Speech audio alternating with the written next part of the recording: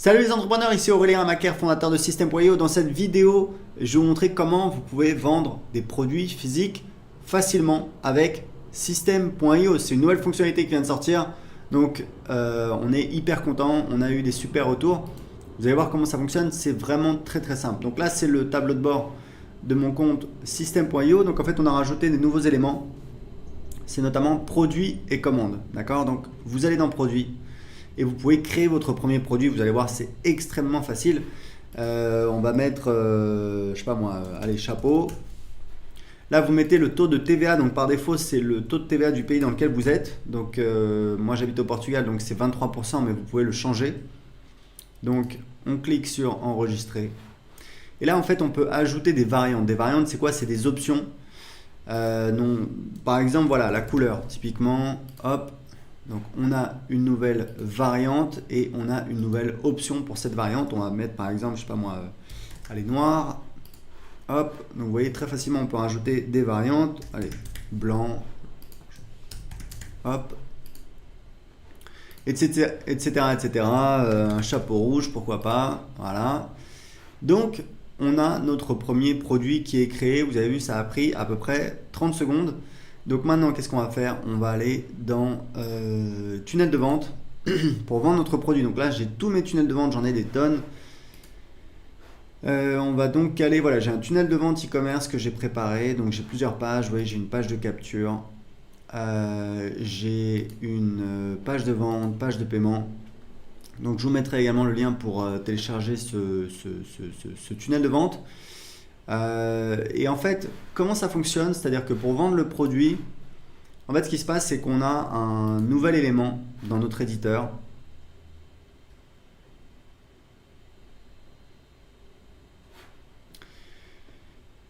qui va donc nous permettre d'ajouter un petit élément qui permet en fait aux visiteurs de choisir le produit. Donc là, j'ai une page. Alors du coup, c'est pour voilà, c'est pour un autre produit, mais je vais vous montrer très rapidement comment ça fonctionne. En fait, dans l'éditeur, vous voyez, on a un nouveau produit, donc qui s'appelle produit.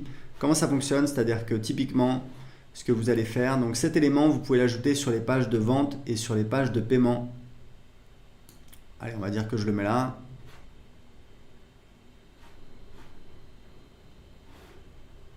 Ok. Donc vous voyez, du coup, j'ai cet élément ici qui permet en fait aux gens de choisir l'option qu'ils veulent, par exemple jaune, et la quantité. Donc là, je suis dans l'éditeur, donc je peux pas choisir, mais voilà, ça fonctionne comme ça.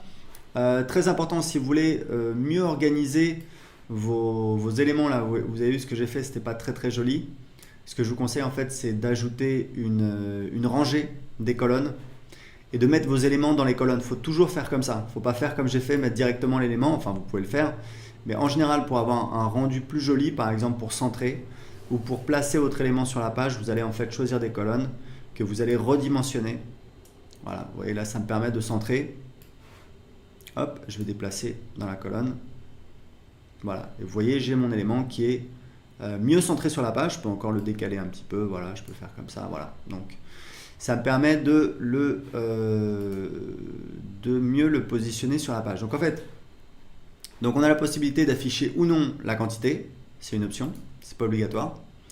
Et là, vous pouvez en fait choisir, voilà, la taille de la police, la taille de l'option, la couleur également. Donc vous voyez, vous avez pas mal.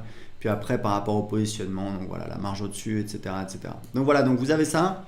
Ce bouton, je pense qu'il a été mis par défaut. Je pense qu'on peut le... C'est quoi les propriétés du bouton? Bouton texte commandé. Donc voilà, c'est un bouton par défaut. Bouton de redirection de paiement.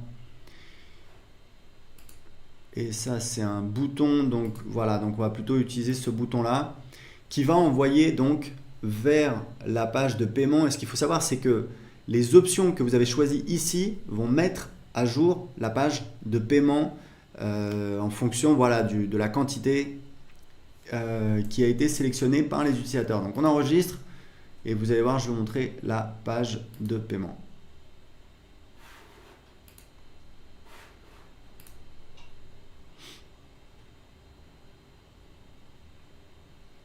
Voilà, donc j'avais mis voilà, une écharpe, vous voyez, j'ai couleur, quantité, j'ai ça. Et ça va donc mettre à jour en fait Ici, on peut le changer également sur la page de paiement. Donc voilà, donc avec ça, vous avez la possibilité donc, de vendre vos produits, de permettre à vos visiteurs de sélectionner donc l'option qu'ils veulent et la variante, l'option, enfin voilà, vous avez compris. Est-ce qu'ils veulent un bleu? Est-ce qu'ils veulent, vous pouvez mettre la taille si vous vendez des vêtements, donc X, XL, small, etc. Et ensuite la quantité. Et donc ça va mettre à jour automatiquement le tarif sur la page. Je vais vous montrer, hop, si je vais voir la page. Voilà, donc vous voyez, si je mets 2, voilà, ça augmente. Ça met à jour automatiquement le tarif. Et là, je peux choisir voilà, bleu, jaune, etc., etc. Donc ça, c'est pour créer vos pages pour vendre votre produit. Ensuite, une fois que vous avez donc créé votre produit et créé les pages pour vendre votre produit, alors il faut savoir un truc, c'est que donc je vais vous mettre un lien pour télécharger le template complet du tunnel avec toutes les pages.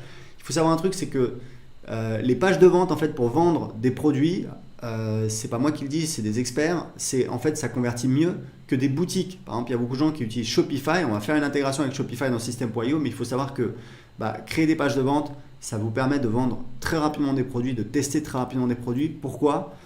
Parce que les gens sont concentrés, ils arrivent sur la page de vente, ils n'ont pas le choix, ils ne vont pas se balader sur la boutique, ils ne vont pas se poser la question est-ce que j'achète A ou B ou C? Non, c'est un produit, vous le voulez, oui ou non? Si oui, vous voulez quelle couleur et vous en voulez combien?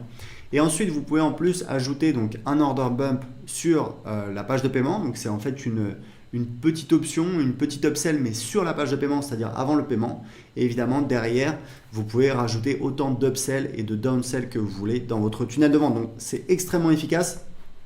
Et une fois donc que vous avez créé votre produit, créé les pages, donc le tunnel de vente pour vendre votre produit, vous avez donc les commandes.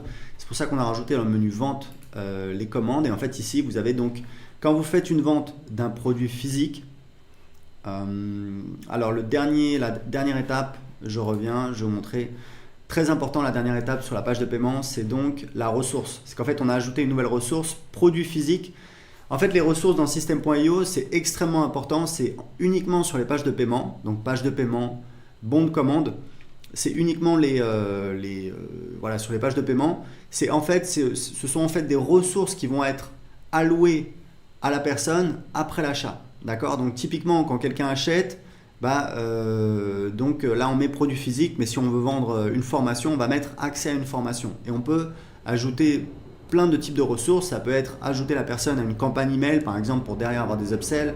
Ça peut être mettre un tag. Je vous recommande de taguer évidemment vos contacts, tous vos clients, vous les taguez avec le nom du produit. Vous mettez client écharpe par exemple pour savoir qu'ils ont acheté une écharpe. Ça vous permet de segmenter vos contacts et évidemment d'avoir un marketing voilà, plus précis. C'est hyper important, on le fait tout le temps.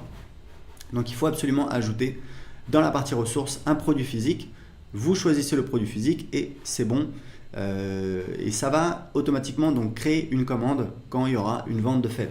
Et les commandes, on va encore l'améliorer. On attend vos retours, donc vous pouvez laisser vos commentaires en dessous de la vidéo. Mais en fait, vous pouvez les marquer comme traités ou non.